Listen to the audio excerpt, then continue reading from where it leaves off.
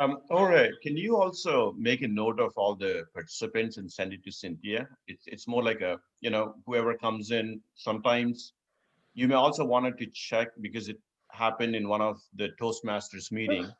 Someone just got in and then, what's happening with Zoom lately, right?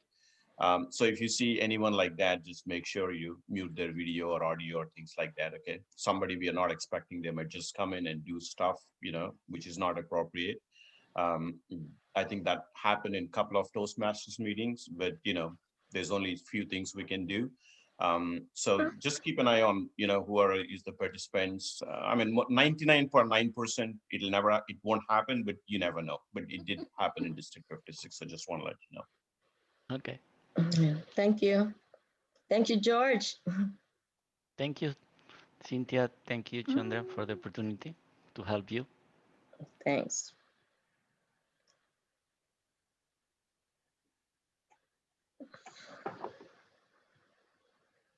Good morning, Al.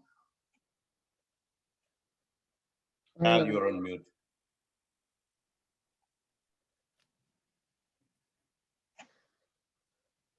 Al Flores. I think I'm the one with the background noise.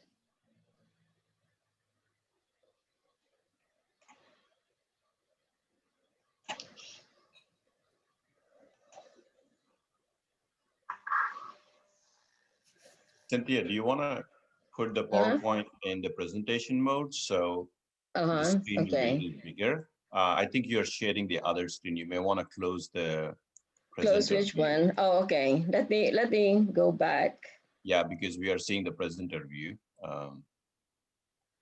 Okay, there. Huh. Oh, okay. Can you see it? Can you see also the others? Next slide. No. We're seeing the presenter view. Do you have like two monitors? Yes. No, I put the other one so I will not be closing my eyes when I look at the camera. I can see behind it. There's an extension. No, but the one what you're sharing is the presenter view which has those two slides instead of one. Okay. How do I do that? You can close the presenter view, and then it's gonna only have one. Okay, hold on. Okay. I didn't know that. Or I see. I have to end the slideshow first, right? Yeah, end the slideshow. Yes. Otherwise, I'll tell you what, just end the slideshow. Okay. That's it, right? It's not ended yet. Okay. Stop Now, share. If you go into slideshow, you go up to slideshow and click on slideshow, and then you're going to go from beginning, go to the far left, click from the beginning. Yes. And that'll take you to your first slide, and then you just click and it'll go to the next one and the next one. No, that's not the problem, Pinky. The problem is she has, two views, and the other view is coming here. So let's see. Okay. Oh, okay. Duplicate slideshow. Next slide. Oh, let me swap here. It says swap presenter view. Try that. No. Yeah, try that. Okay, that works. There you go. Okay, that works. Okay. Right. So you see only one right now, isn't it? Yes. Yeah. This is the one you want to show. Okay, great. All right, so it's 9 o'clock, Cynthia. So everybody knows Cynthia here. She's been doing this Speechcraft coordinator training for quite a long time. How many years, Cynthia? 20 years, 25 years? I lost count of it. No. Just a number of years. Yeah, but the good part is that, she is so passionate about the Speechcraft. She knows in and out of everything about Speechcraft. So if you have any questions, this is a very good opportunity for you to ask questions from Cynthia. She understands. I think she knows Speechcraft better than anyone in District 56. Okay, so that is all I'm going to introduce with that. Cynthia, it's all yours. Thank you. Thank you, Chandra. thank you everybody for coming here this morning. And I'm always excited when there are a lot of people showing up, of course, and listening to what I'm going to present. And because this is not only just a sign of it's not the number of people that show up, but the enthusiasm that you all display every time you show up in these types of presentations. So thank you for showing up this morning. We will be covering a lot. Let me look here. Okay, you're ready. Oh, we didn't have the Pledge of Allegiance, should we? Let's do the Pledge of Allegiance first. Okay, I pledge allegiance to the flag of the United States of America and to the republic for which it stands, one nation, under God, indivisible, with liberty and justice for all. Thank you. Of course, the next thing I'm going to do would be to introduce our dignitaries. And we have a dignitary, of course. We have Chandra Munaga Valasa. Thank you, Chandra, for helping out as always. Chandra is my boss in the district, by the way. So for Blind New Toastmasters, you're talking about the third level person in the district, and that's what Chandra is. And is there anybody else who I'm missing from the audience who's a dignitary, an area director or division director? Oh, we have, yeah, Pinky is area L41, area Air 41 director. Is there anybody else? Let's see, I'd like to see, I can see the rest, okay. Okay, anybody else who's a dignitary, I appreciate you all showing up. Now, this will be the agenda that we're going to have today. We will be talking about the overview of the Speechcraft benefits, how to organize one and coordinate one during normal conditions when there's a face-to-face during the pandemic right now.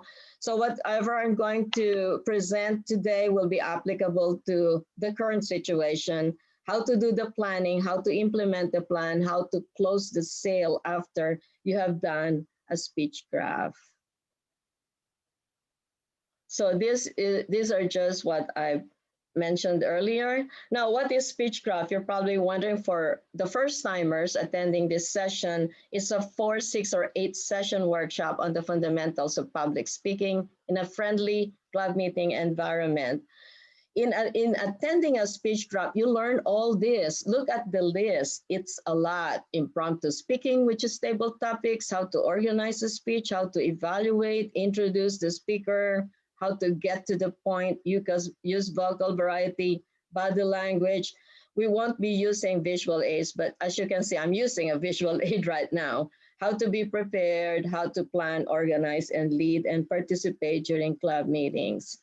Now, the course objectives is for you to gain knowledge on what it's all about, to be able to identify markets, and also learn the mechanics on how to coordinate one and plan and implement successfully. These are your markets. The markets for Speechcraft, or what you call prospects, are basically Toastmasters prospects. You can go anywhere. If you meet someone, let's say in church, in a restaurant, or in a party, and said, oh, I'm a Toastmaster. What do you do in Toastmasters? So that's when you start doing your elevator speech about Speechcraft and Toastmasters in general, and the experience that you have being as a Toastmaster. So yes, you can see there's a wide range here talking about corporate people, the medical, you see the helicopter in there, the medical center, the church, special interest groups like a book club or a project management group, or any other types of community groups. Those are all prospects for Speechcrafts and Toastmasters. Now, this is how I would categorize our prospects. You have the primary prospects, which are the non-Toastmasters, and also Toastmasters. Earlier, we were we were speaking with Sandra, what's her name? Sandra, but she's a new Toastmaster and she will learn some more. And of course, there are also seasoned Toastmasters who will be learning in the process. Now, corporate group, community group, you're very familiar with this. Those are their primary targets. And why? Corporate, they want their employees to develop, they're called career development, personal development, and the service quality, of course, will improve because of what they've learned in Toastmasters. They produce quality work and better, what you call this, relationships with the co-workers and the community the same way. They improve their social skills through Toastmasters. Now, for the Toastmaster, those already Toastmasters are what you call the enablers.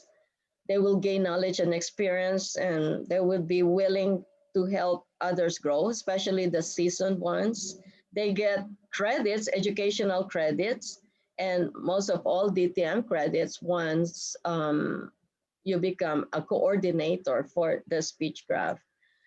Non-Toastmasters, I've mentioned fundamentals of public speaking, and of course, I believe that, I believe in learning by doing. And that's why, the more you participate in club meetings, the more you learn. And of course, you enjoy the fellowship of the club. Individual members, as I've mentioned already, for those participating in Speechcraft as a presenter, you get credit for those instructional speeches. And I'm going to show you the list of projects in Pathways where those speeches that you're going to give during the Speechcraft workshop will apply. As an advisor, you gain experience in active listening, thinking, coaching, mentoring non-Toastmasters. And as a coordinator, you learn project management. It's right there. It's just like doing an HPL project. You organize your team and come up with results after you have implemented the plan. Now, I'm showing you here what the requirements are for DTM in Pathways. So the number 5 and 6, serve successfully as a club sponsor or conduct a Speechcraft or youth leadership project. If you will sponsor a club, it will, of course, regardless of whether they already have people to join the club or not, to be able to charter one, it might take weeks to do that or even months, depending on the situation and whatever help you have in promoting about forming a club. When you conduct a Speechcraft, I'm offering you this 1-day, 5-hour Speechcraft that you can coordinate where you get credit immediately. Now, the Youth Leadership Project lasts also for weeks, but depending on what you choose, you get credit either way. Now, these are the educational completions I'm talking about if you do Speechcraft as a coordinator. These are the projects. Let's say you are enrolled in effective coaching, innovative planning. If you look at this presentation mastery, a lot of these speeches that are being given or presentations during the general session would apply to these projects right here. So your role as coordinator, you see all these presentations, the Speechcraft presentation, you connect with audience, how to be prepared, speak professionally. Just look at the list and it's a lot. Now, as a presenter, much more. You see all these projects in Pathways and different paths that you have chosen. The one that says R are the required projects. So choose the ones with R or even the electives or whatever you can find. I mean, either way, you get credit for it. Look, vocal variety, body language, connect with audience, active listening, which will be more for the evaluation and feedback, researching and presenting covers all the different paths as a presenter. So pick and choose the one you want. as a speech crafter, although you've given 2 speeches, the speech crafter or non-Toastmaster gets only 1 credit for an icebreaker. Now, Toastmasters International has been promoting Speechcraft as the #1 membership building tool. It works a lot. Yes, it's true. And at the same time, there are times when, yeah, we're still waiting for them to form a club. We're still waiting for these people who attended to join. It's a matter of you following up and communicating with those people. So that will help a lot. And okay, there you go. How to organize. First, you have to identify your target markets. Am I going to conduct a speechcraft in the school, or am I going to conduct a speechcraft among coaches, life coaches, or a group of project managers or church? Choose the one you have in mind and then go from there. Prepare your plan. So, and then the next thing you do is assess your club situation. Is my club ready to conduct a speechcraft and help this group out? So, do you have the resources? Do you have the people, the manpower to help you conduct one? And of course, in the process, you set your SMART goals, and then strategize based on that. How will this benefit the club? Conducting a speechcraft, will it use up all our resources and not get anything from there? Of course, there are benefits to conducting a speechcraft. And so you set the goal, oh, we need some more, we have additional members, we need to train non-Toastmasters and invite them to join the club. So depending on what the objectives are of your club, that's what you go for when you set SMART goals and strategize. And of course, the most important thing is to get commitment from your members to be part of your team when you coordinate one. Now, how do you coordinate? There are additional steps. We now have a pandemic, so everything changed. Usually, the main consideration in conducting a speechcraft is location, but we don't have the location now. We can't meet anywhere.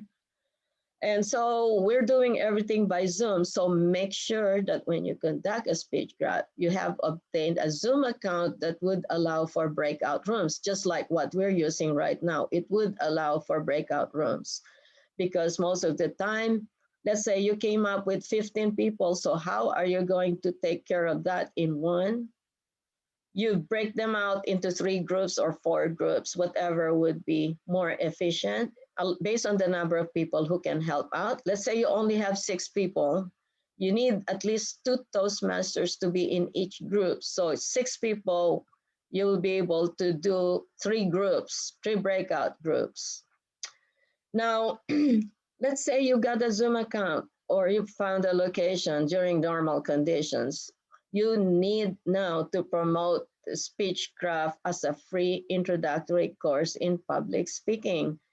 You've got your captured market, but are you sure they're going to all attend, or there will be maybe 2 or 3 or 4, but you want a bigger group? So you can invite some more people into the group to join them in that free introductory course in public speaking. So how do you do that?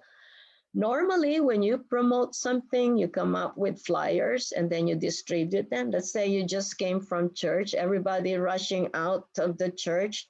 You hand them your flyers and said, oh, we're offering a free course in public speaking. And, it's for free. It's only for a few hours. But you don't do that now. You can still do that, if we wait for them to come out. But how do you do it? Do it electronically. You come up with electronic invitations, like you attach it to an email or do it in Facebook or social media, and that's how you can promote it. And I'm sure there will always be people wanting to know more. Now, once you have the enough number of people based on the available resources you have, when I say resources, you got the Zoom account, you got the manpower, members of the club or friends of yours are willing to help out during the process, you can now formulate a specific plan. So when will it be? What type? Will it be part of a regular meeting or after the meeting or one of the days? Everybody now works at home, so everything in Zoom. You would want to do or set the date or what type it is in a different environment when everybody will be available based on the time. Now, after you formulate the plan, you implement the plan. Now, what would it take to have a speech graph? How to coordinate one? Minimum requirements. One coordinator with five, at least five non-Toastmasters and with about 6 to 8 presenters and advisors. So you see in the diagram, 5 or more, you need the tools and materials, support from the organization. When I say organization, your club or a group of people willing to help you out, you can get support from them. You have, because you got the commitments, and of course, one coordinator, and you will meet with them on a regular basis until the plan is implemented. Now, as I've mentioned, a specific plan. What type? 4 sessions, 6 to 8 sessions, 1 day, 4 to 6 weeks. So whatever you choose, you have a choice of what type. Of course, you bring it up to the attention of the group for availability of resources. They said, oh, I'm only available 1 day. The rest, oh, I can do 2 days or 3 days. Or so depending on that, that's how many sessions you're going to conduct the speech gap. And when, of course, it's already set before you even ask for prospects to join, you already had set the date, the time, and the link. You have already the Zoom link that you can use quickly so they can join and register. The best thing to do is to create a link first for them to register, just like what you just did today. Register, and then once you've registered, you've given your email address and all those, it can validate you, and then it will give you the official link. And you do the same for the speech crafters. So once they have registered, you know how many people are interested. That's the time you give them the link. And of course, get commitments from them, confirmation that they will really be there. So your efforts won't be, not of value later. So now, now how would you conduct successfully? The only way to do it would be to meet with your group and let them know, okay, presenter, can you do it this way? Can you present it? Can you give a sample of this and that? So all the specifics will be there and discussed with your committee. We have already discussed this. It's impossible these days to do it like during the business portion of the meeting because it eats up some of the time. If you want to do an hour at a time, there's no continuity. And so as standalone, just like what we're doing next week and what we did 3 weeks ago would always work. Now, the short version, are you doing a 5-hour speech graph, a 6 to 8 hour one, or you want to do the long version? Make a choice, but the choice is always 5 hours. So it's talking about time management. Whatever will give you the less time with more results, get it done quickly. The 5-hour one is what I'm trying to sell you right now. Okay, these are the benefits. So 1 day or 8 hours in the same day, everybody gets credit. That's what I was telling you all earlier. The speech crafters get 1 credited speech, which is the icebreaker. Coordinators, the fulfillment of a DTM requirement, which I've shown you earlier. The presenters and advisor get educational credit. Also, interested people who learned a lot during the speech club, they might sign up the same day and said, I want to join your club. And with a group, a big group attending the speech club, you can easily form a club. They may not be 20, there may be 15. Okay, 5 more to go, but you've got 15 interested people. Form a club. Invite the idea of forming a club. Right now, I think it would be even easier to form a club when everything is via Zoom. Of course, when the coronavirus is over, the pandemic is over, there's no assurance of retaining them, but I think hybrid meetings will continue to work if you want to keep your members that you just got after you've done a Speechcraft in the next few weeks. So there are also club area and division credits. I mean, whatever you do for the club, whatever you do for yourself as a Toastmaster benefits your club. The club benefits the area, the division, and ultimately the district. So that's your contribution to the district goals too. Now, standalone, I mentioned earlier about the disadvantages. So why did I come up with a one-day Speechcraft? That's because it's more practical and workable. In the short versions, depending on the number of breakout groups, it's possible to finish in a day, at the most 8 hours. That's it, 8 hours, you learn all of this. And then for the long version, it takes weeks or months to finish. Now, short version, look at this. Peer pressure is the influence exerted by a peer group on an individual managed to fit in or conform to norms and expectations. And it has the effect of what you call positive socialization value. So the peer group pressure that happens during the breakout sessions is the most important thing. They can craft their speeches on the spot quickly. And if they look at their peers and say, oh, I'm done, they will be forced to finish theirs too and also deliver those speeches because they have no choice. Everybody's doing it. They've got to do it. So it's a psychological thing when you do Speechcraft also, especially during the breakouts. That's when a lot of things happen. And from same thing, dictionary.com, social pressure by members to take action or certain types of action, and then otherwise conform in order to be accepted, just as what I just mentioned earlier. So it enables non-Toastmasters to work on speech projects within the allotted time. Now, formulate a specific plan during the normal condition. We talk about availability. We talk about the place.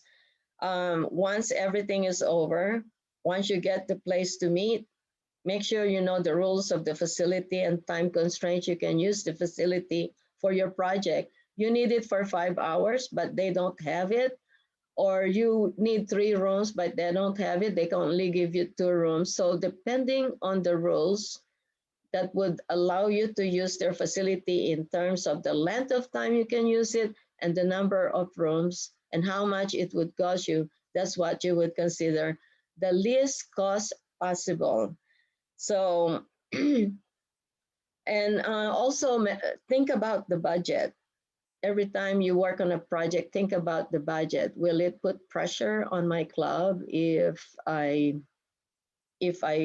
come up with a Speechcraft? Will it be expensive to do that? When you do it physically, face to face, you have to serve lunch so nobody gets out of the room and you lose them. You don't want to lose them. You want to hold them as tightly as possible and not leave the room. Now, this happens on face-to-face. Now, during abnormal conditions, same thing. Zoom takes the place of the location, which is now easier. You don't have to reserve a room. You can just pick on a date and the time and the Zoom host who will manage it. And there you go. You got it going. Just like what happened 3 weeks ago and which is going to happen again next week. But the budget in here, if you want to have your own account that you can use all the time, of course, will cost you money. If the club has funds, it will have its own Zoom account or can borrow the club's Zoom account or anybody's Zoom account. But the requirement is it's got to have breakout rooms that you can move people around and back and forth in the general session room and in the breakout rooms. And one thing to remember, only clubs can sponsor speechcrafts. Areas, divisions, districts cannot sponsor. They can help coordinate, but sponsoring it, only clubs can do that. Now, normal conditions, you order tools, you got the coordinator's guide, the workbook, and my recommendation, just like what you have right now. You promote Speechcraft, open houses, trade shows, corporate community events, social media, Chamber of Commerce, bulletin boards, and you recruit 5 or more participants from there. Now, abnormal conditions. You've ordered the tools, you got my recommendation to work on. You know what the course that you're taking right now from me would be like reading the coordinator's guide with more on prospecting and some other planning that you need to be able to do one, and not just going by the book and then conducting meetings and teaching non-Toastmasters. So there's more in here because I'm teaching you right now how to plan one, considering resources, time. Time is valuable, and of course money, you know, to be able to have one right now during the pandemic. You should have a Zoom account. Just borrow. That would be the cheapest way to do it.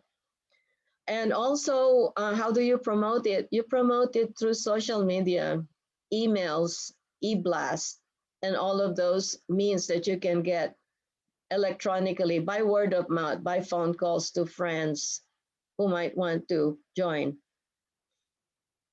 Now, promotional materials I mentioned earlier. Look at this. On the left side, it says Speechcraft is your club's #1 membership building tool. Now, the next thing you do after you plan is you implement the plan using the guide, recommendations, prepare agenda, handouts, certificates, club materials, and in a Zoom Speechcraft, you prepare electronic certificates that you can flash on the screen to recognize people and give them, you know, the certificates that they have completed during the Speechcraft. And the way I did it in the very first Zoom Speechcraft was to come up with those certificates as if they're receiving it physically. You announce their names. These are the graduates. You call them graduates after the non-Toastmasters or the Speechcrafters have completed it. So it's a nice ceremony during the demo meeting to call their names one by one that they have completed, and also to recognize your presenters and advisors. Now, first thing you do, you arrive early, you put signs. These are when physically you have to do it, but for during the pandemic, of course, you cannot have this except an electronic agenda that you can flash on the screen, just like what I'm doing right now. And you have all those materials, you know, but here you don't need a gavel. You just show a picture of a gavel. But the most important thing, you've got a very good timer, at least 2 people to take turns in timing the whole thing. And breakout sessions, you need 3 advisors. I will explain to you the roles in a few minutes. So all of these are the ones that you need. You need the Speechcraft workshop Zoom link, the presenter handouts, which will be done during the breakout session, will be flashed on the screen by one of the advisors. And of course, the survey link to be able to find out how did we do it. And then on the right side, it says electronic certificates. That's the one I just told you about, the electronic certificates. Now, how do you coordinate this? Non-Toastmasters listen to presentations during the general sessions. You know, I mentioned all of those that they need to learn, table topics, how to organize a speech and all those. Those will be all instructional speeches. And then they break out after 3 speeches, 4 speeches, they break out into 3 groups or 4 groups with at least 2 Toastmaster advisors in each room. Most of the time, the presenters will also be advisors, so that helps a lot. They can reinforce what these non-Toastmasters heard, and they're given at least 10 minutes, and they're given at the most 10 minutes to coach them, but not to help them come up with speeches. So during the breakout also, the speech crafters write their speeches.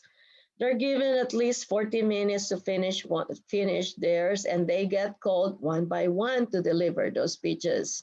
And they get evaluated by the advisors in the breakout room. The advisors take turns in evaluating and timing at the same time. So now I know it's weird, it's Zoom.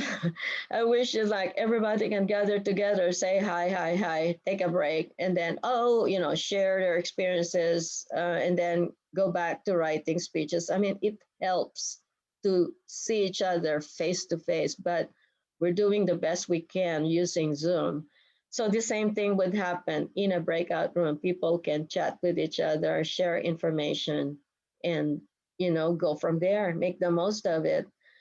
Now, after all the breakout sessions have been completed, the second breakout session, it will be that time when they will select the best speaker during breakout session 2. The best speaker in each breakout group will be competing during the demo meeting and showcase their speaking skills. So I will show you the agenda and how it looks like. But first, this is how, I just mentioned general session, then the work session 1, general session 2, work session 2, and then they go back to the general session again for the demo meeting or graduation at the end. Now, this is a typical agenda. Now, the sample agenda, let's say for an 8-hour session, is like from 8:30, 9 to 5. There you go. You got all of this. Now, this has been in use since the 90s by only one club, my home club, Brown and Root Toastmasters Club. The rest of the district and maybe the rest of the world, we're using the long version, the week version. This one has been created. The 8-hour session has been done by my Brown and Root Toastmasters Club. And that's what I originally wanted to implement when I want to do one, but the facility didn't allow us to use for 8 hours. So that's how I created this 5-hour Speechcraft, because the facility won't let us use it for over 5 hours. And the rooms were already there, 3 rooms ready for us. We don't want to give it away. So I came up with this short version, and it worked. It's been working for years now. And as you can see in the agenda, let me show you the, I don't know if it would allow me to, I might lose you, but you can still see the details of the agenda. I already put the names of those who will be participating this weekend. So this will be a sample and at the same time a live agenda that you can see. You can put the sponsoring clubs on top, and then the date, the time, and also what is the registration time, usually 30 minutes before it starts. And then you do the same thing, Pledge of Allegiance, you introduce the dignitaries, and then what you do during the 5-hour session is, for someone, it can be me, it can be but the coordinator needs to introduce the Toastmasters program, who is sponsoring the Speechcraft. When you say Toastmasters, about Toastmasters International, how big it is, how awesome that organization is, you're going to brag about it at the beginning within a few minutes. no more than 5 minutes each. And then the second one is for you to introduce the Speechcraft program and why are they participating in the Speechcraft program. And then just like what I've shown you, the benefits of it, you tell them they get credit for or this and that they do during the Speechcraft, icebreaker speech, and they learn all these skills. I mean, that's what you tell them within a few minutes before it starts. So they get excited about the organization, they get excited about what they're going to do that day, and you show them all of this. You introduce the presenters one by one formally so they would know, oh, these are awesome people giving this presentation on how to organize the speech and how to evaluate and do other presentations. So you sell Toastmasters as you do the Speechcraft all the way to the end. And that's the typical 1 day, 5 hour agenda. And I mentioned about a 5 hour Speechcraft, right? So the one I showed you started from 1 o'clock in the afternoon and it will finish by 5. But finish by 6 o'clock. But the last hour will be devoted to a demo meeting, just like what you've seen over here. The quickest way to do it would be just come up with a skeleton agenda. You can handwrite it because you won't know the best speaker for each breakout group not until breakout session 2, and they gave you the names.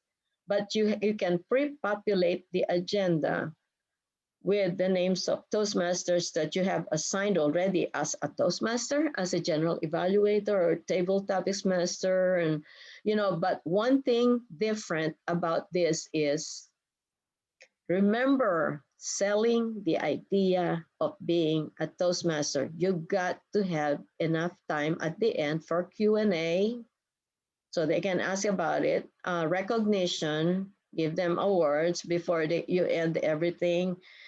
And of course, so you have to cut off some portions of what it is supposed to be for a 1 hour meeting that you normally would have in the club. So the general evaluator during the 5 hour Speechcraft will evaluate all the 3 speakers instead of assigning one evaluator each. So that's what we cut off in here. And we also reduce the time from a 4 to 6 minute icebreaker speech to a 3 to 5 minute speech during the demo meeting. But during the breakout session, it's reduced some more because you have a lot of people within the group. Maximum of 5 would be, no more than 5 for each breakout group. But this is the typical agenda. You got the 3 speakers, you got table topics. It's complete by itself. It's got all the elements of a regular meeting, except that at the end you added the awards and recognition and also the Q&A, which is very important. So you would know ahead of time what their experiences were during the breakout. Now, these are the roles of the coordinator, of course, as described, what I'm describing right now. The presenter, they present instructional speeches based on assigned subject matter or topic. And of course, a lot of sources can be found. And then the presentations would only be 3 to 5 minutes, not normally 5 to 7 minutes or even more, because everything is compressed.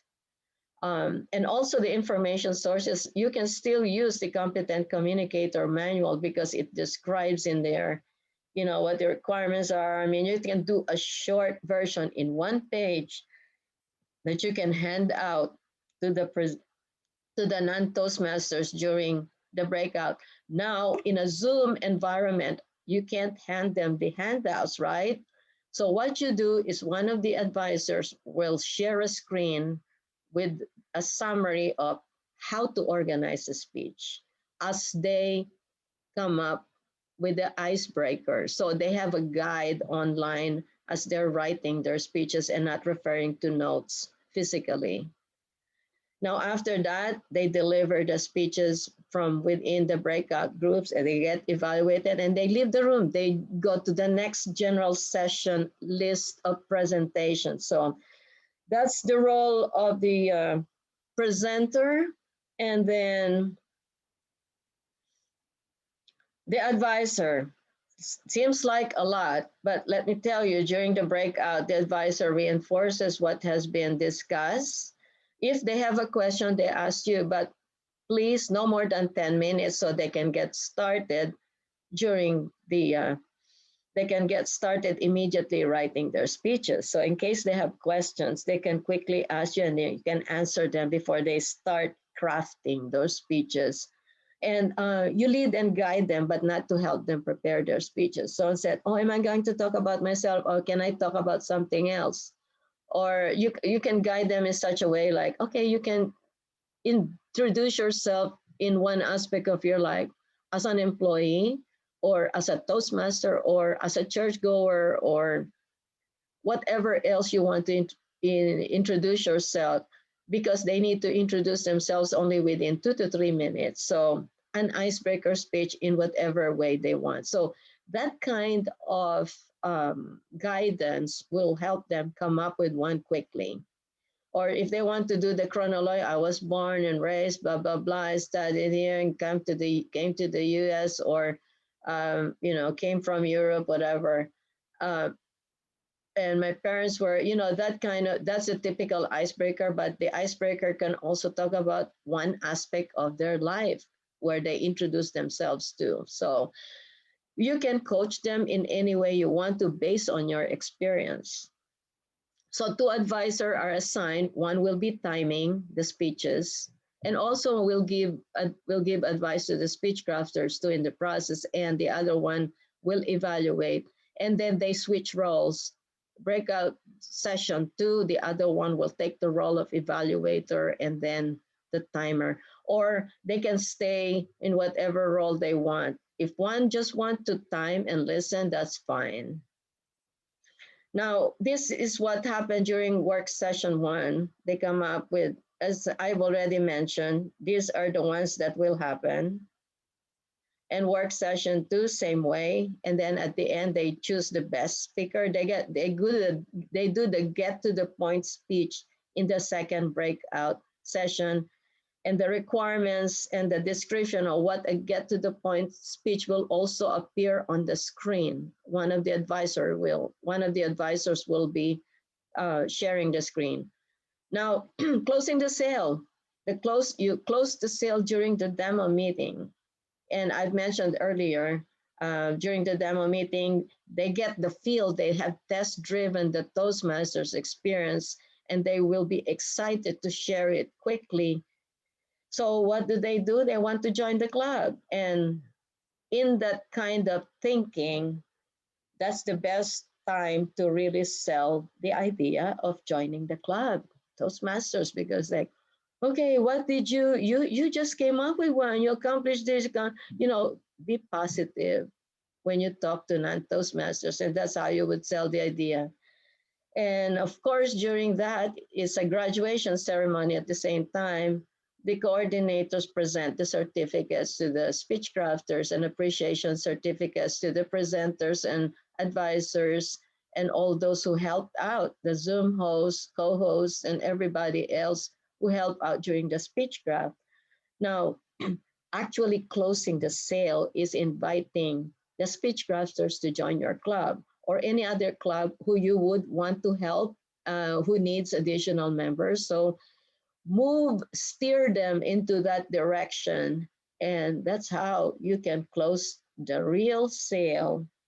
And as I mentioned earlier, clubs get formed. If you have a group of 20 or more, or even a little less, that will trigger the formation of a club. It's how you sell the idea to these people and how you convince them that there's something common in the group that they can treasure.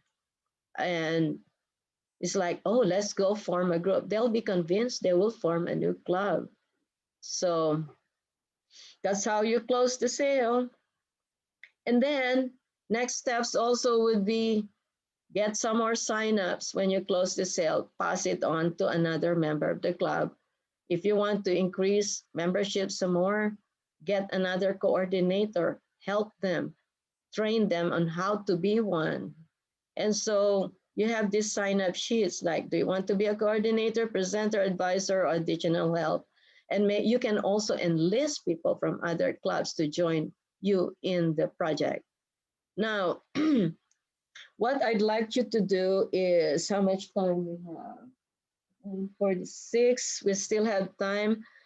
I would like you all to answer this question. How would you invite prospects to participate in a speechcraft workshop during a pandemic? One for corporate clubs and community clubs. And I'll let you all, we will all be in one room with we won't be breaking out in two rooms. So come up with an answer, and I'm giving you 10 minutes to come up with one. You can communicate with each other. So 10 minutes. George, can you give us the time for the 10 minutes?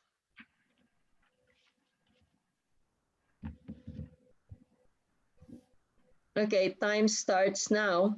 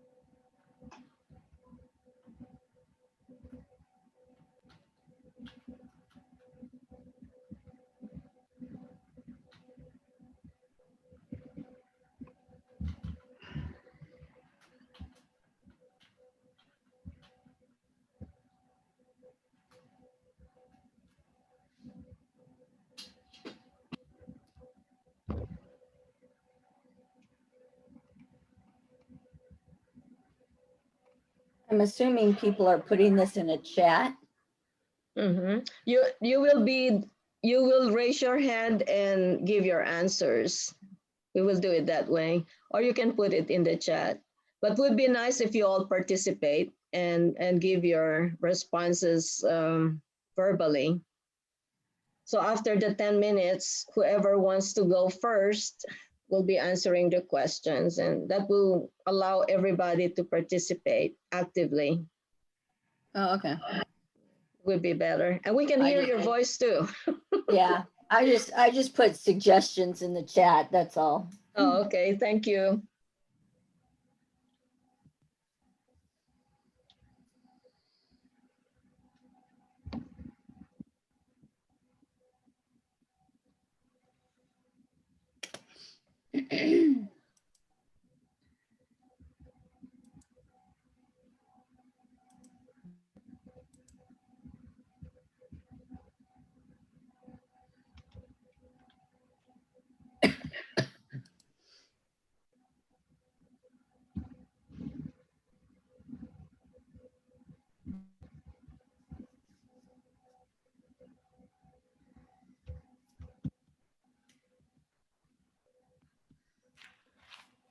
Cynthia, this is Dorothy. Yes. I have a question.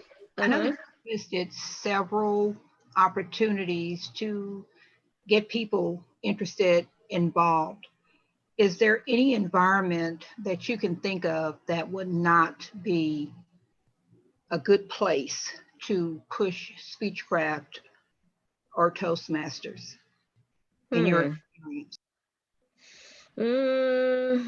I mean, you can go anywhere actually, but for now, I don't think going to a prison and not that, or anything that would be dangerous for the members, So even it depends. I think you have to choose also the group that you would want to be part of Toastmasters, and the people you can communicate with on a regular basis and sell the idea. Um, because you don't want them to be voted out later by the members, right? So you would want people who will be fit for the organization that you think would work out. The reason that I asked the question is I know that there are Toastmasters who actually go into the prisons and start clubs. Those are gavel clubs. Okay, so that would be an area that Speechcraft would not be offered, right? No, they probably did. The long version, it depends on what the rules are of the facility. I mentioned earlier, it depends on the rule of the facility, but that one is there. They don't, but depends on let me tell you, I did a youth leadership project years ago with another division director. That was many years ago. We went to the detention center for teenagers, kids, 18 years and younger. We had to do it for 8 weeks. We cannot do it any other way. And so whatever rules they said, yeah, we can handle, because they had to also assign each police officer to escort each participant. So if you have 20 participants, there will be 20 police officers taking care of each one of them. And they get out with their hands tied.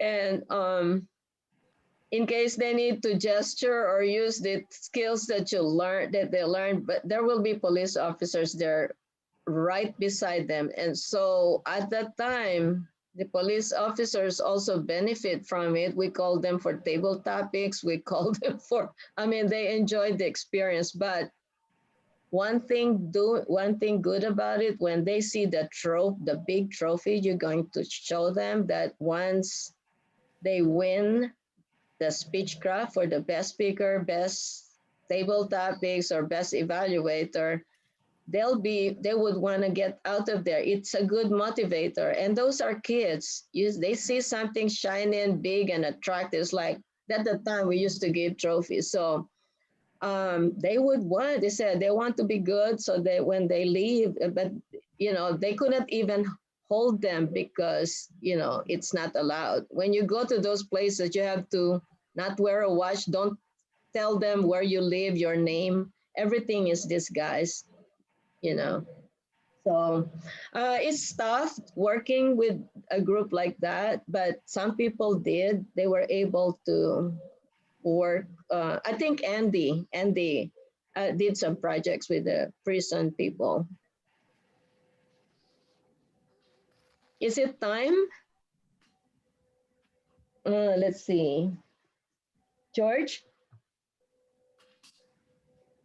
Oh, no. Hello? Not yet. Not yet. Not yet. Yet. So you have 4 minutes left, right? 4 minutes. Oh, okay. Exactly. Thank you.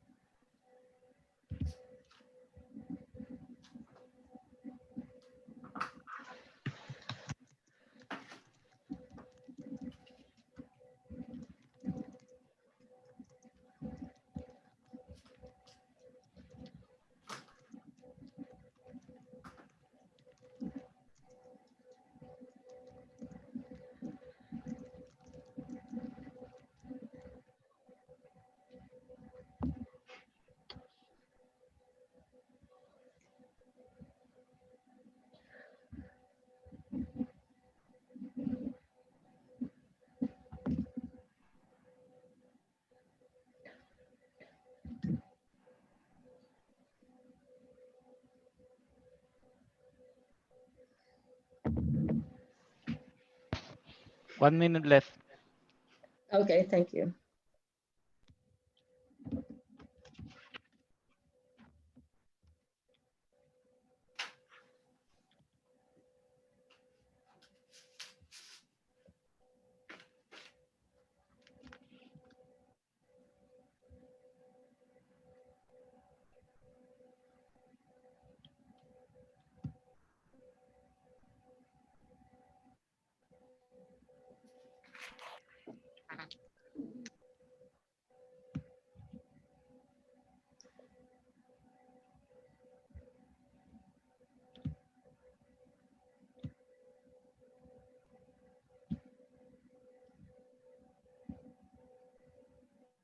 Ten minutes.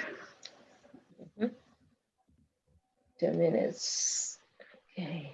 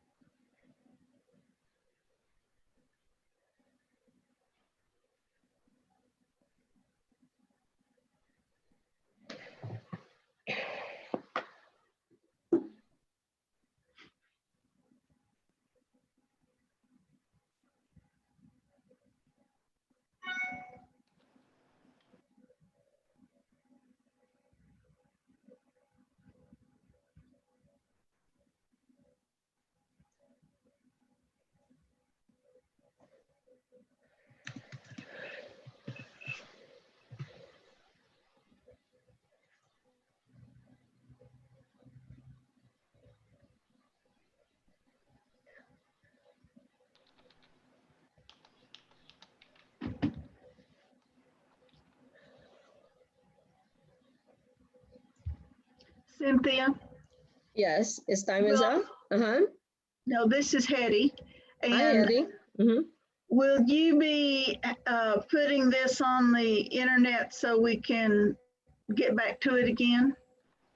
Yes, I will. There's a handout that you can refer to, the ones we just talked about. And then there will also be a video. Of what we did today? Yes.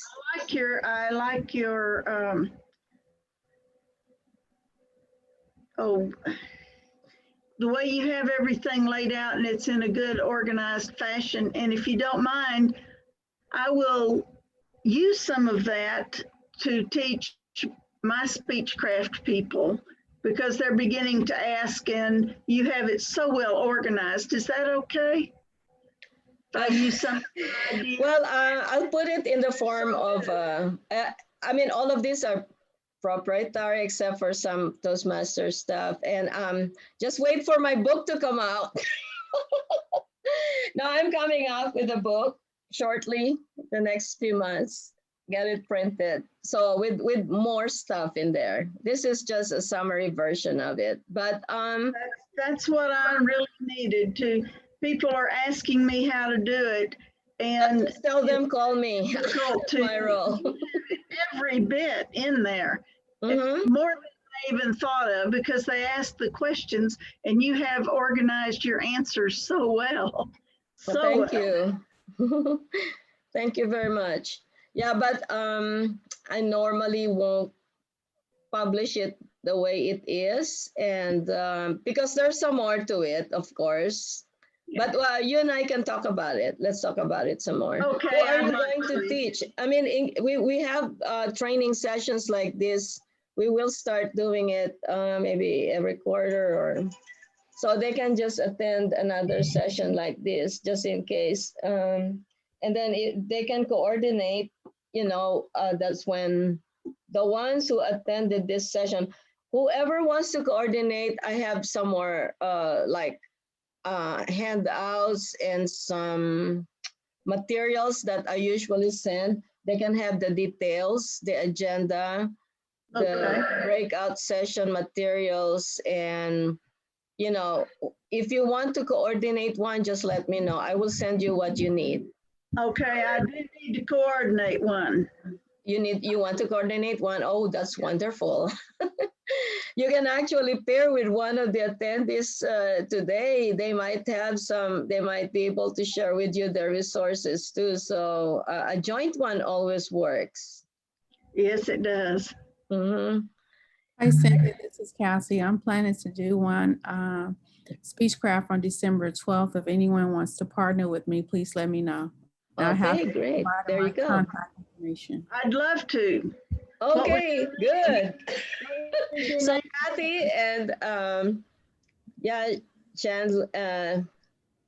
Cassie, Cassie.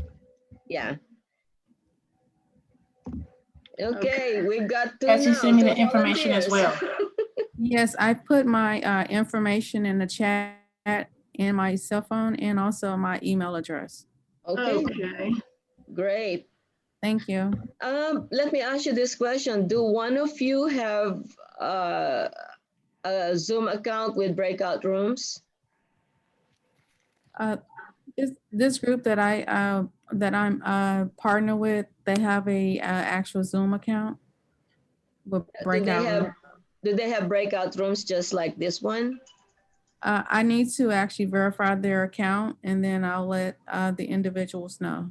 Okay. Yeah, I need to check on the availability of this account with Chandra. He's logged in, but he left. So in case it's not available because they use it for district stuff, the division directors should have the same type of Zoom account, so we can call the division directors and ask. So Hattie, are you still with Dining Out? Hattie? You what? Are you still with Dining Out Toastmasters? Yes, I am. You are. I think they probably have a Zoom account that you can use with breakout rooms. Yeah, I'll check with Carla. Yeah, and then the two of you can pair, share resources for presenters and advisors, and there you go. You're gonna have something on December 12th. But I normally would ask Chandra if it's available. If it's available, yeah, he might lend us this one. But if it's not available, they have something going on. That's why I asked if you have one available also in the other club. Okay. Cynthia, will we have time to ask questions, just general questions? Will we do that at the end of this meeting? Yes. Okay. Yeah, we're about to answer the questions for the breakout practice. So if you can reserve the general questions at the end would be good. Now let's get started now. Let me stop share for now. Okay, so who would want to answer the question first? How would you invite people to participate in a Speechcraft during the pandemic? Let's start with how do you convince someone in the corporate group or maybe an employer to join your Speechcraft? And then the other question is from community groups. What benefits will they get and how would you convince them? So who wants to go first?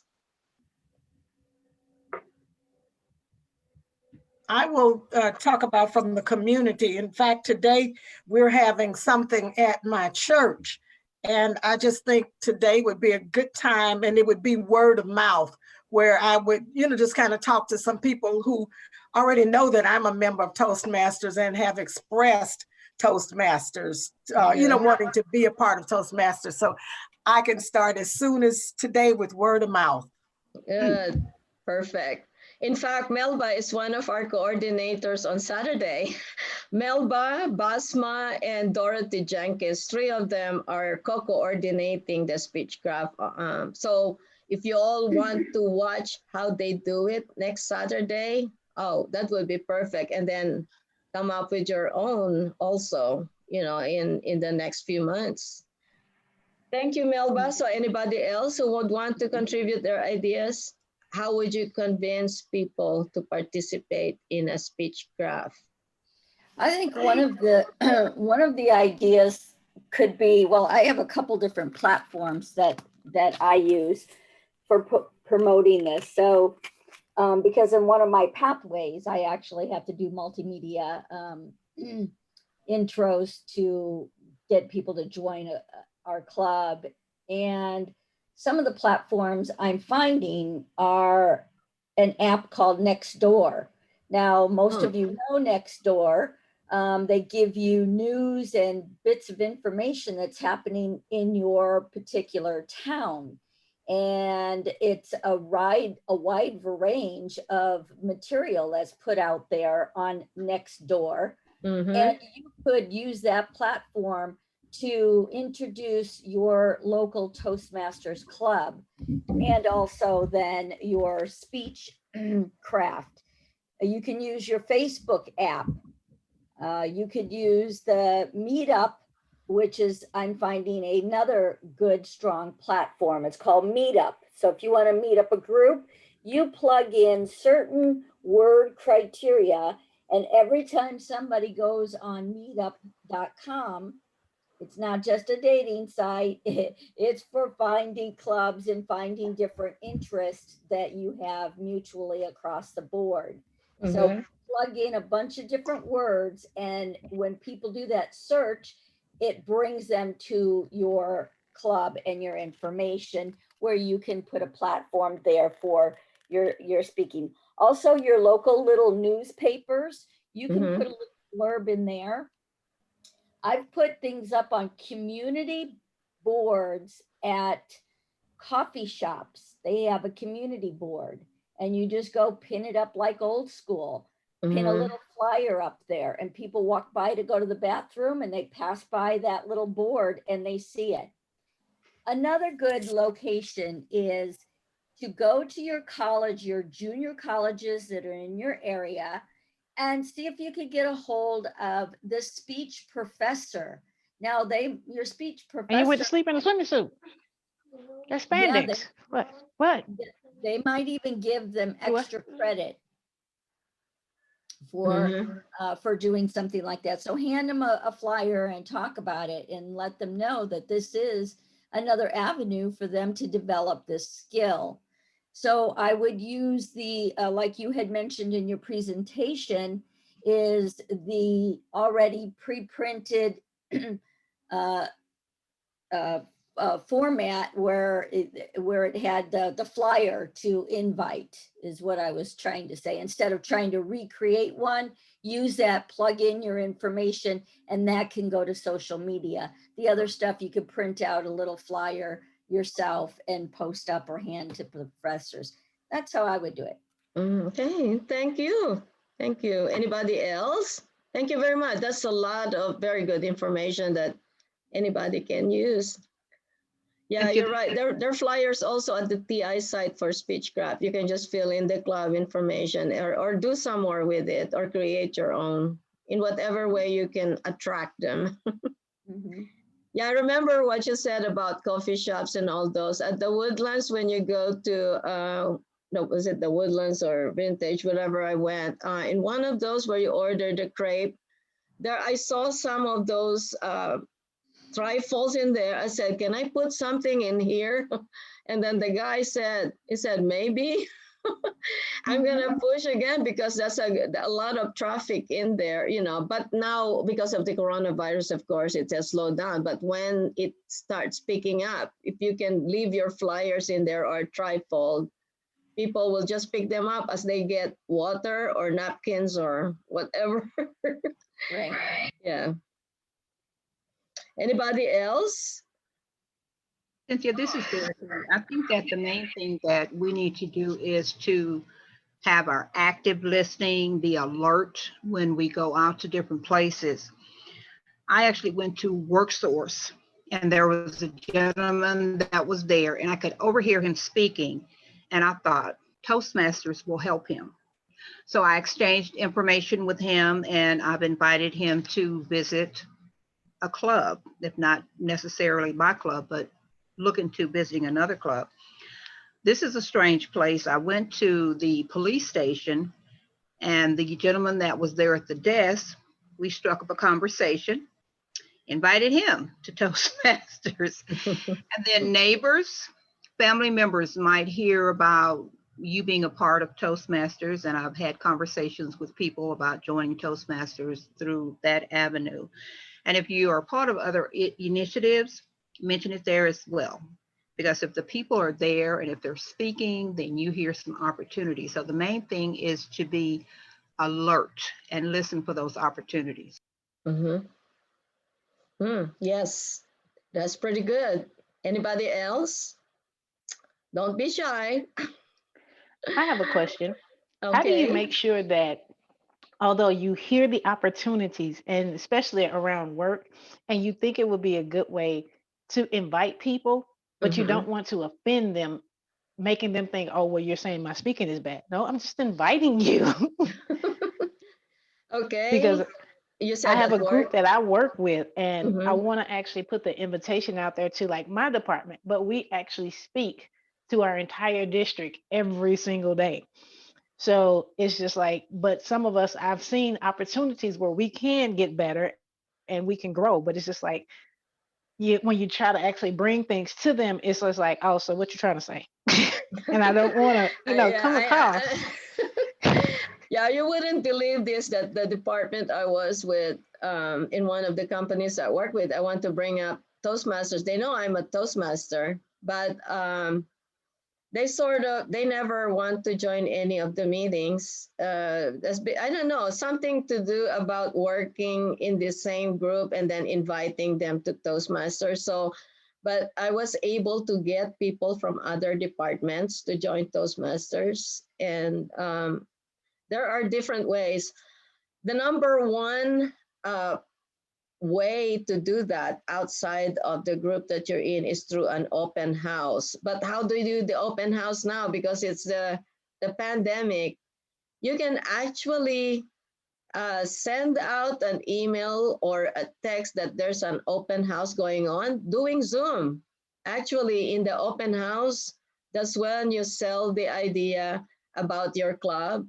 So do a PowerPoint that describes about your club, what it does, what's the purpose of the club. I mean, it's so to make it stand out, to sell the idea of joining the club, or simply joining Toastmasters.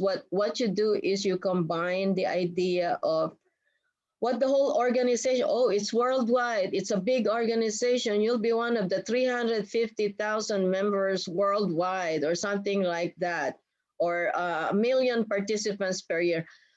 Put the magnitude in your slide, and then our club is one of the members of this huge organization, and you show them the level how your club stands, and then within the club, that's what you call the member, which is the most important part of the organization. So it's like you sell the idea of Toastmasters first before you sell the idea of joining your club.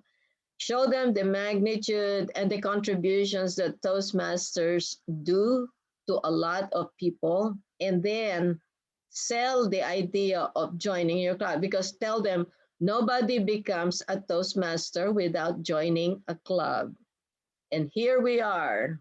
And then you tell them all the accomplishments that your club had, and how it contributed a lot. And you have seasoned members willing to mentor them in case they join. You know, all the positives about your club. It's a good way to make friends. You feel comfortable in a friendly environment. We help you grow, that kind of, and it helps you in the job. The important thing is, you later on you might do a lot of presentations to senior management. You have to report financial results and all those. So it's easier for a buy-in or an approval from senior management about what you do at work when you can communicate very well and laid out. They're very busy. There are plenty of time, and we're teaching you in Toastmasters how to get organized in your ideas and how to come up with an elevator speech with a clear opening, body, and close, just like a table topic. I mean, that's how you would approach them. So, I mean, it's just an indirect way of making people believe in Toastmasters and and then believe in what you do for the club, because their way in that big organization is to become a member first in your club. Right, and I think I would utilize that as like to reverse that, instead of them thinking, oh, you're saying that we're bad speakers. Say, no, you guys are great speakers and you would do really good in Toastmasters. Yes. Because, you would get, these certificates at the end of the 5 speeches, or, the booklet. They give you certificates that Toastmasters International sends to your work. Letters of recommendation, which help for promotion, and it looks great on your resume. So I would take that avenue. Yes. Anything positive always works. And what I'd also like to say is, if you're a Toastmaster and they can hear the difference in your presentation skills, they can look back and say, when I started this position 6 months ago, I didn't have these skills. I didn't have this confidence. And so you can be a walking commercial for the other employees. I like the term walking commercial. I like it. You're right.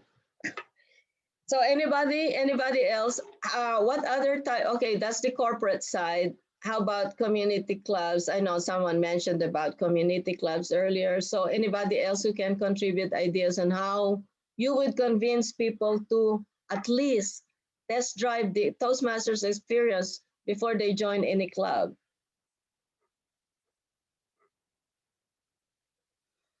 It's quiet. Anybody else? I think that corporate club is very difficult right now because with so many companies downsizing.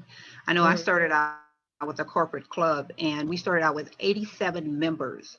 Wow. And a year later, we were down to maybe 10 because there were so many people, massive layoffs, and people were trying to transfer to other departments where there were positions, and then they were transferred out to other locations and could no longer take part. So I think corporate is kind of difficult right now.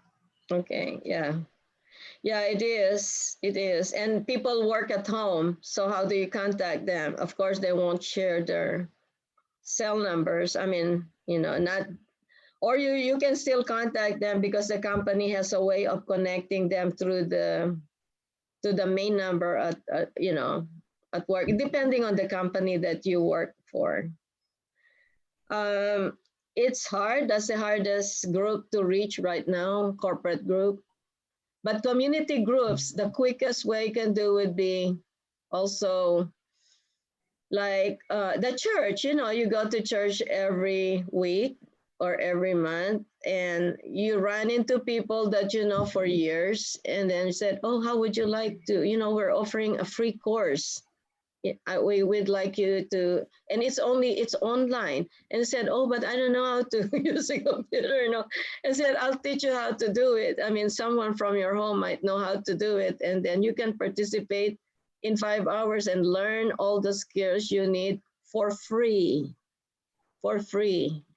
because we got a group of people willing to share their time, talent, and treasure for you.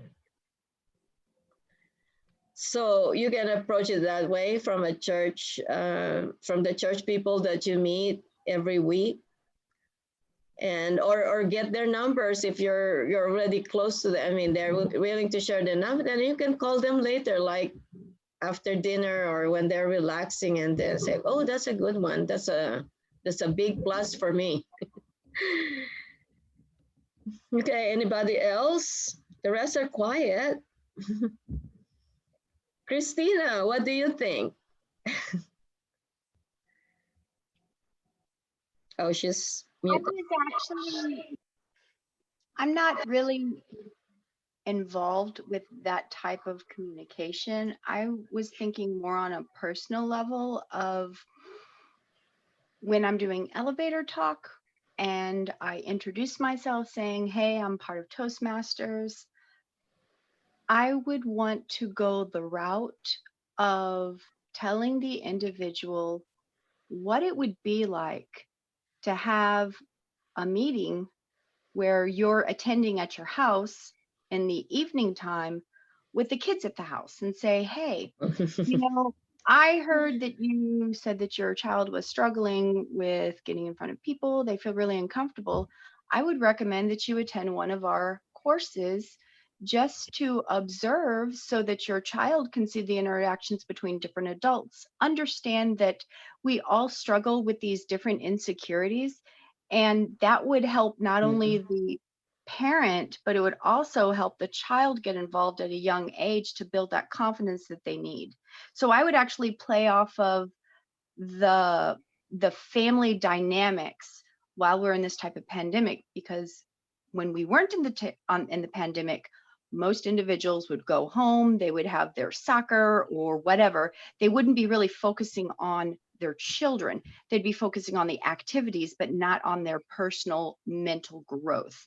So since we're all isolated at this time, I think that would be an excellent opportunity to encourage not just the Toastmaster member, but the family to sit down together, even going so far as to putting it on the TV and say, hey, everybody, I'm going to be attending a Toastmasters meeting this evening, and this is going to be an educational experience for all of you. I need you to be very quiet and listen up and tell me your ideas so that the children feel like that they belong. And interacting with adults in that type of setting will bring great confidence to a child who normally doesn't interact with adults. So when they get into that situation as they get older, or even shadowing their parents when they go to work to see what their parents do, you know, take your child to work for a day, they will have that attitude of being adult versus, you know, like, oh, all these old people, what are they talking about?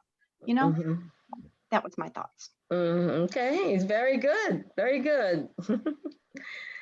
Anybody else? I haven't heard from Xiaoying. Xiaoying, would you like to contribute your ideas? Yes. Sorry, I'm muted. Okay. Can you guys hear me? Yeah. So I put some notes here. Basically, just going through whatever the forum you have, existing forum, but also look around to see where is the opportunities for anyone during the conversation, for anyone shows any interest in to get ahead on either your career or your communication or connection with other people. It's not necessarily just one target group, but what can you lose, right?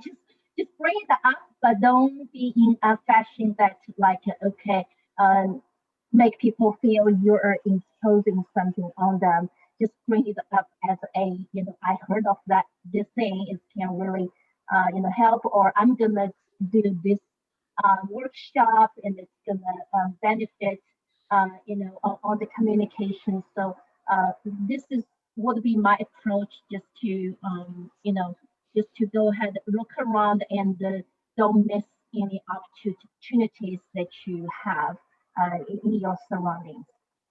Okay. Okay. Thank you. Let's see who has not spoken yet. Al Flores. Howdy. Hi. How y'all? Well, there's been a lot of good ideas shared. One of the things that we've done is, and we're trying to work on, is developing this digital images, flyers, any kind of information that we can to, since we are in this situation and doesn't seem to be an end in sight, we have to avail ourselves to whatever it is that we have to communicate. And it is perhaps email. Some of the ideas that we discussed is that we wanted to continue to email every single person that's ever been visited our club, regardless of whether or not we get an answer right away, and send them an invite to whatever it is that we are trying to promote. In this case, I think Speechcraft is a really fantastic program. I'm very familiar with it. However, I like your short version, the 5-hour version. It's certainly something that is more, well, it's a lot more friendly for a lot of people. Whether we like it or not, I think some of us are in 3 or 4 or 5 Zoom meetings every week and more. And most people really value their time.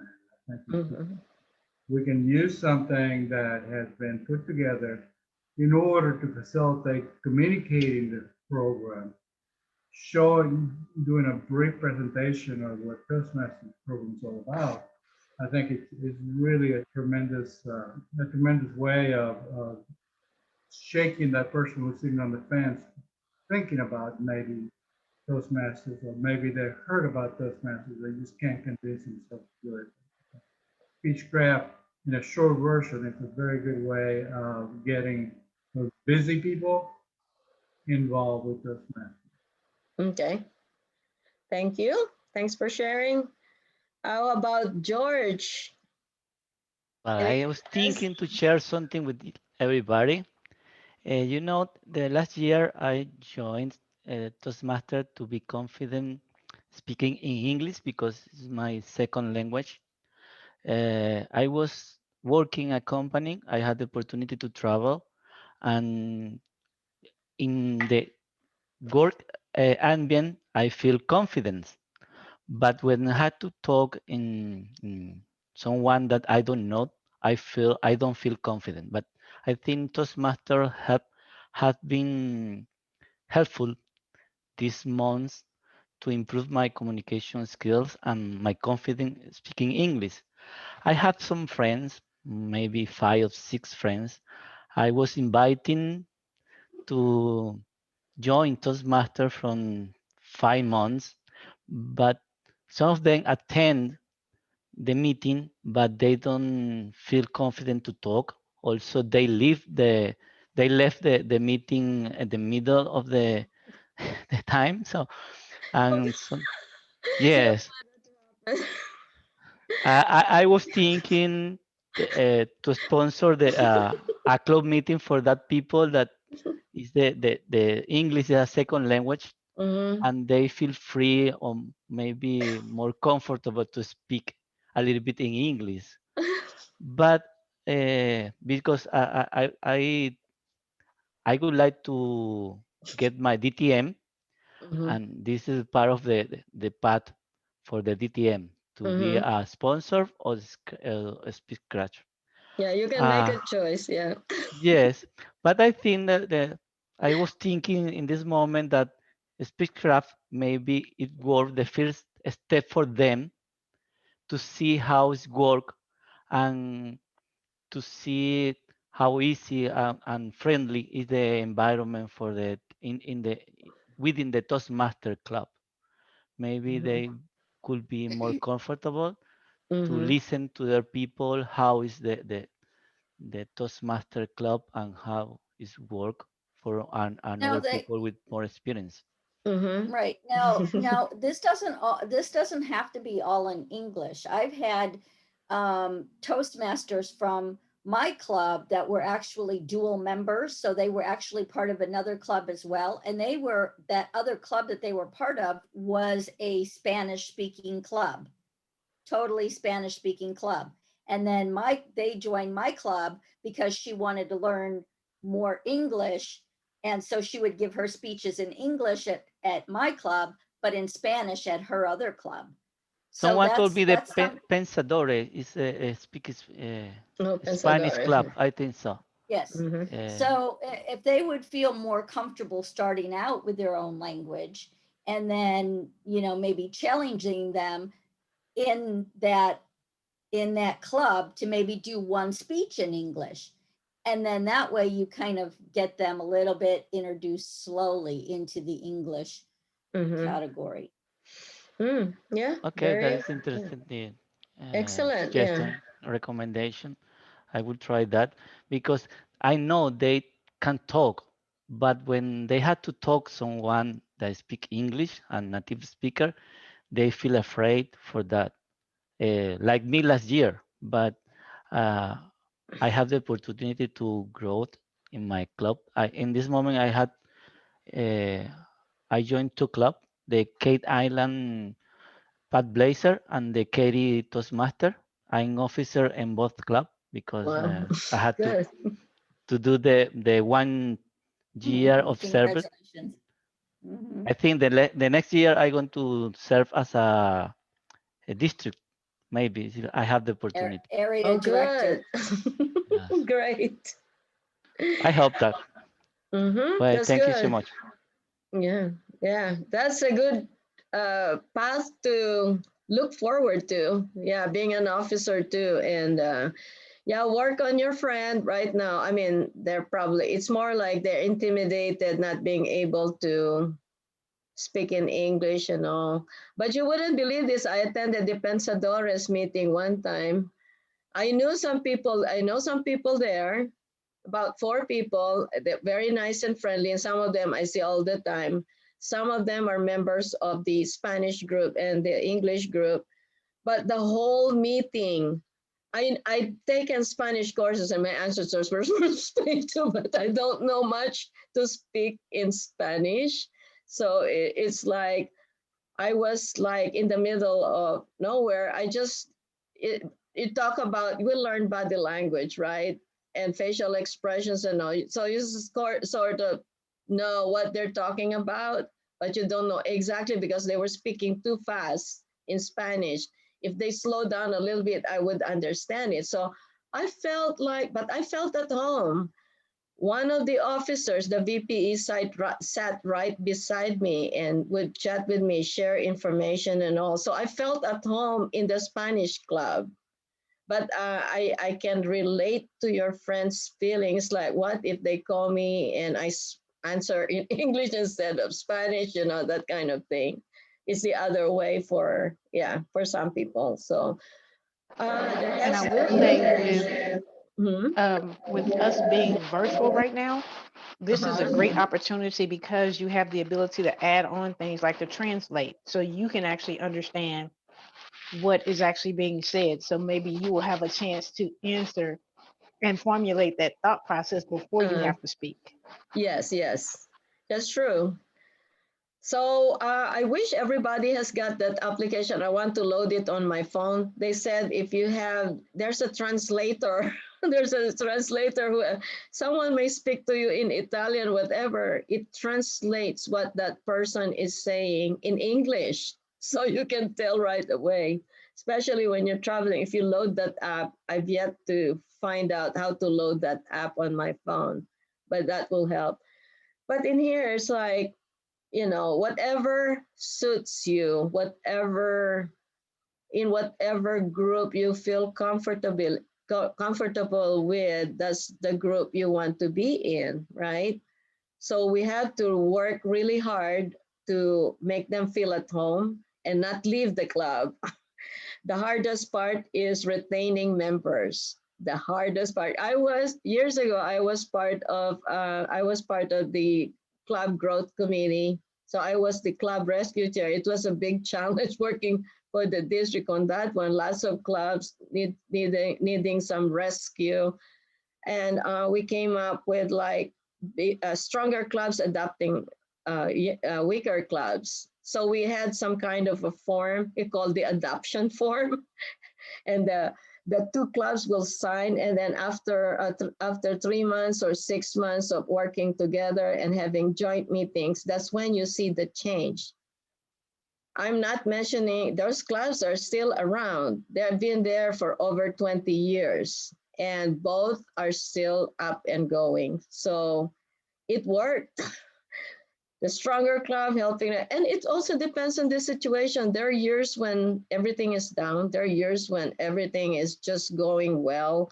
So it's also seasonal in a way. I mean, we have to consider that when we try to build our clubs. I mean, nobody's perfect. Not a club is perfect, having a lot of members all the time. There are times even the stronger clubs are losing members because of situations, abnormal situations, or people relocating because of they got a new job somewhere. And you can't help that. You can't say, stay here while they need to move out of town. I mean, the only way to solve the problem is to keep on getting new people to replenish the ones who left. And that's the only, it's not retaining, but you keep the club alive, because as I've said, it depends on the situation. So just replenish them, get some more, and then, but your two friends, make them work it out with them. They're already there. Don't make them leave. Find a way to connect. Anybody else? It's 10:37, unless you all want to stay till 11 o'clock. So any other questions in case you want to, general questions? Well, let's get out of the question I just asked you all. So general questions about coordinating a Speechcraft. I have a question, Cynthia, on the your page where it talks about the credit that you can get for being a presenter. I am on the I'm on presentation mastery. Okay. Next week I'll be doing vocal variety. Okay. So I will be able to use that as one of my elective credits, I'm thinking. Right. Okay. I will send you all a copy of that spreadsheet. So I'll send all of you a copy of that spreadsheet. So think about it. What will fit when I do a presentation in a Speechcraft? Lots of credits. I've shown you as a coordinator, as a presenter, as an advisor, and and of course the Speechcrafters will get 1 credit. So what does R mean? Required.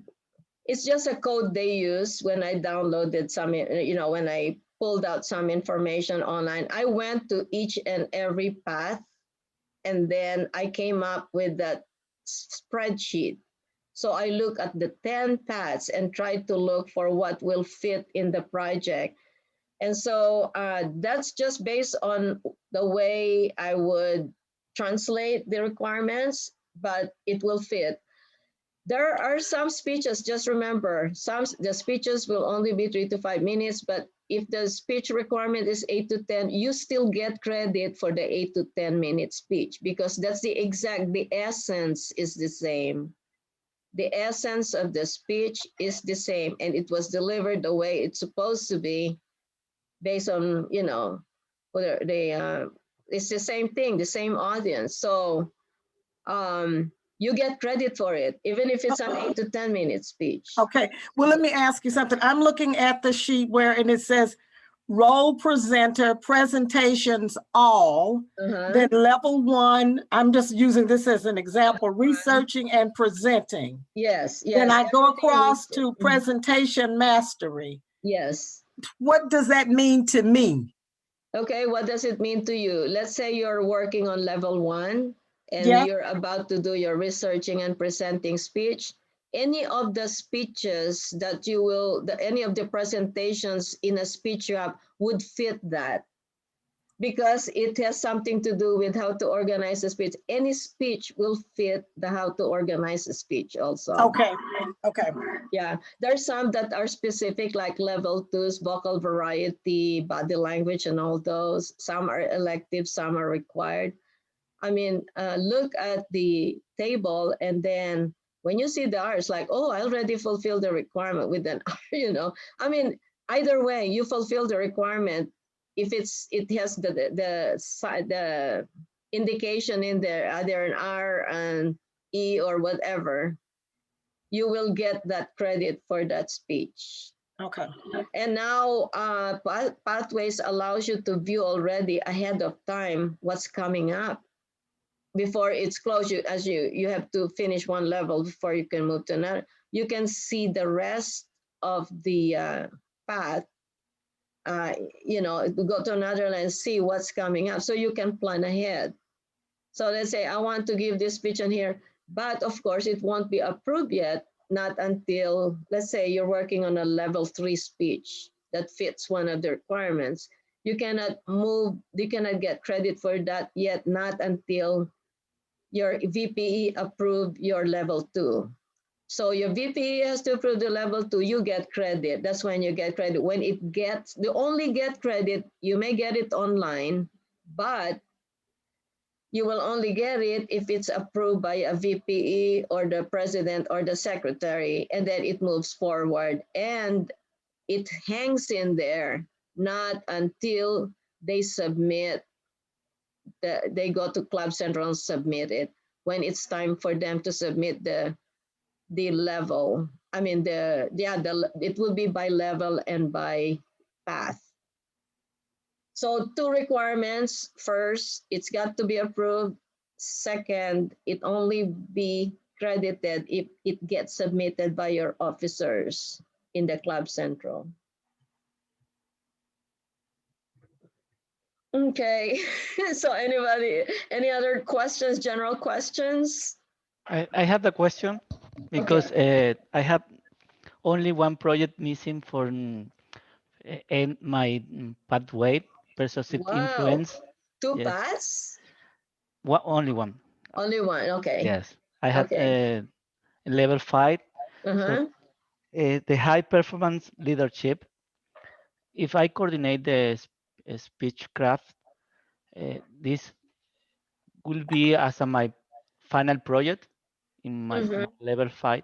Yes, make a choice. Do you want to use the Speechcraft as your HPL, or do you want to use it as a coordinator credit?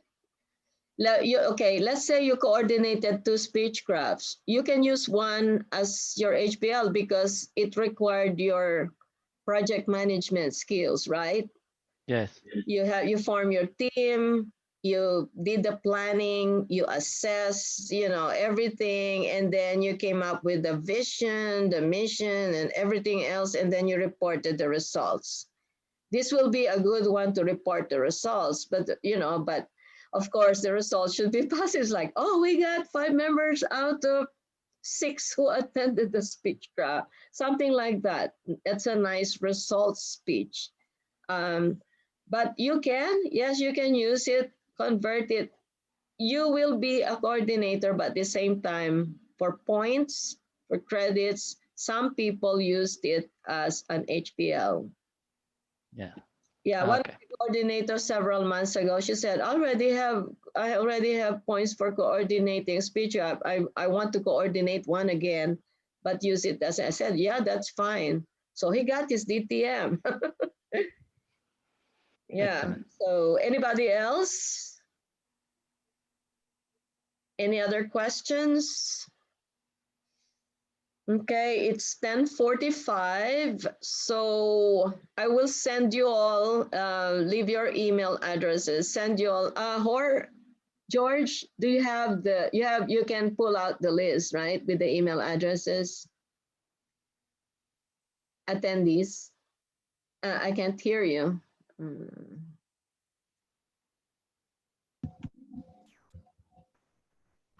George? Hi. You can pull out the names of all the attendees with email addresses, right? Because I'd like to send them the list of projects and credits. Yes, could you give me your email? Or because normally we have the option here to put the file with the Uh-huh. other attendees, but I don't have the option in this moment here. Oh, you don't? No? Oh, okay. Can you please put your email addresses in the chat so I can send you some information? Okay. Yeah, thank you. I hope it did. You know, some features like when we do officer training, they can pull out, you know, email addresses and attendees in there. But this one, I guess it's the way it's set up.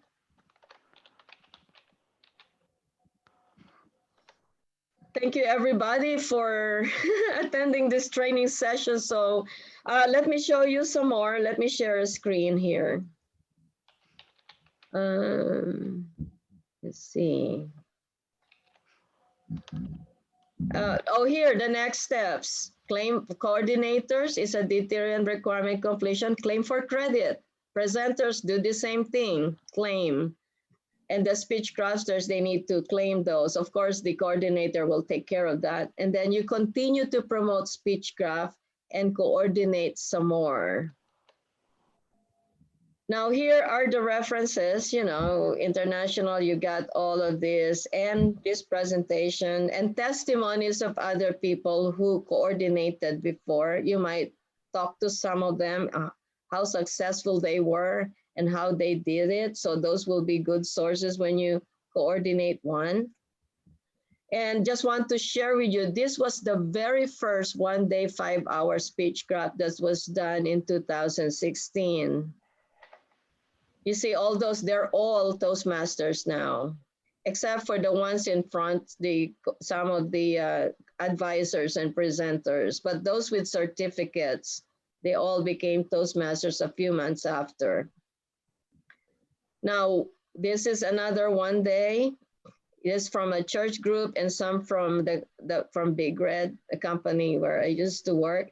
And you see Chandra over there as one of the advisors. He wanted to help out, so I requested him to help out. And there's Dorothy over there, and you're probably familiar with Tim McDermott and some other old-time Toastmasters. There's Ava Sloan. They helped out during that June Speechcraft. There were others in August that were held, and these are the ones from the southeast side, the Pasadena side. They were very aggressive in doing Speechcrafts at that time. And this is the one that CNF leaders did for KBR Wiley in NASA. It was a big group, mostly scientists, engineers. This is the one from McKesson that was done by Betty Schuster in the north side. She belongs to Woodlands Toastmasters. And these are some, you're probably familiar with Robin Roberts, is one of the advisors. So she and I were together.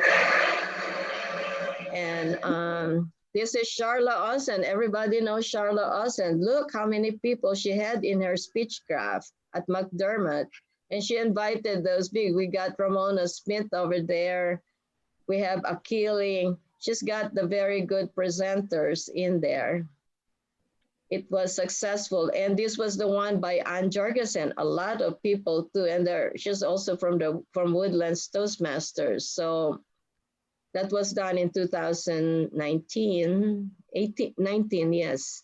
And she's also a member. And this is one of the videos that were done during the training session like this, when we can still go to MD Anderson conference rooms.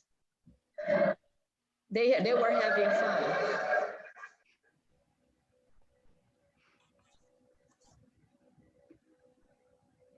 This is the breakout groups who answered some of the questions, just like the one I gave you today. So they got him a leader. Okay, there's Otto Fanini, there's Tim McDermott.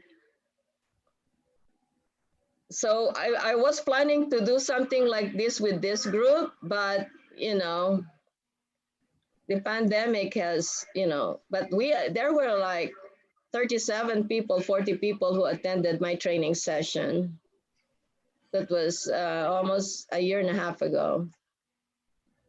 And let's see, that's Rose Williams after the training. And this is my team right now. You see Charla, we have Wendell Mahina, we have Latonya Jones. And at that time, Joe Ido was in charge of the team. And there's some members, some of the team members are missing. That's Ann Jorgensen, the one who coordinated the big one, sponsored by the Woodlands Toastmasters and many others. So I'd like to see all of you have something like that. Would be nice.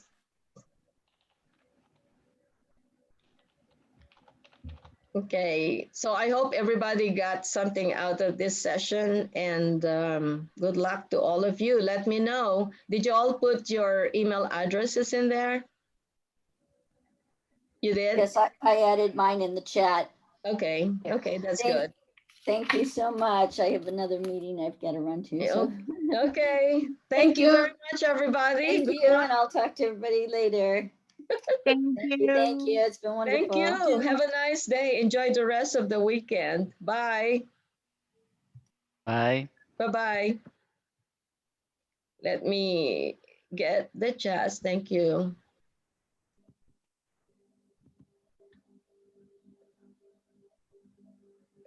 Let me copy the chats here. Cynthia, I saw that Sally was with you. Sally Boyd is my mentor now. Oh, Sally Boyd. Okay. Oh, yeah, she's very good. Yeah, she's been doing Speechcrafts too for a while. Yeah.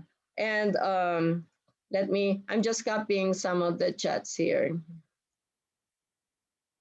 Okay. So anybody else? Oh, Hamila?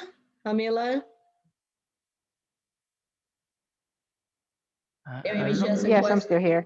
Hi, do you have a question you want to? I was actually just getting one of the participants because she said she was having a Speechcraft later, so I wanted to grab her information as well from the chat, so I can make sure I reach out to her. Who are you referring to?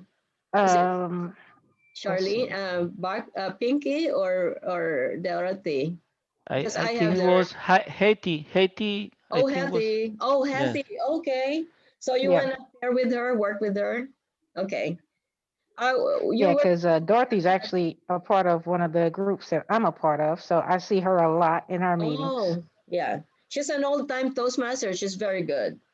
Yeah, I'm learning a lot from her. Mm-hmm. So that's good. You two of you can pair and come up with one. Okay. And let me know so I can give you some templates or whatever information you would need to coordinate one.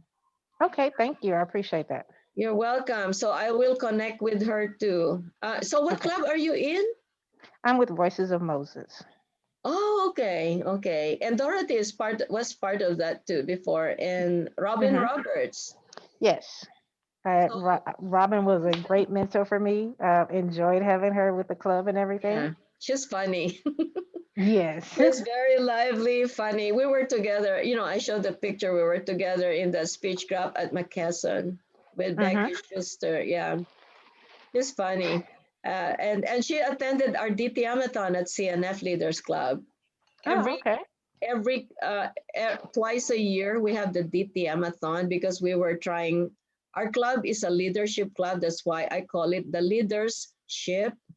We transport people from a non-DTM to a DTM. So along the way, we have almost everybody in the club are former district officers and present ones too. So we help them out. We refer them to for area governor, area director, division director position or whatever. And we coach them, we mentor them. So, leaders mentoring leaders. And so DTM-a-thon, we share the benefit of being able to do long speeches to other members of the district. And so I decided to come up, I actually came up with that idea for the club because I said it's a leadership club. We need to help other clubs too.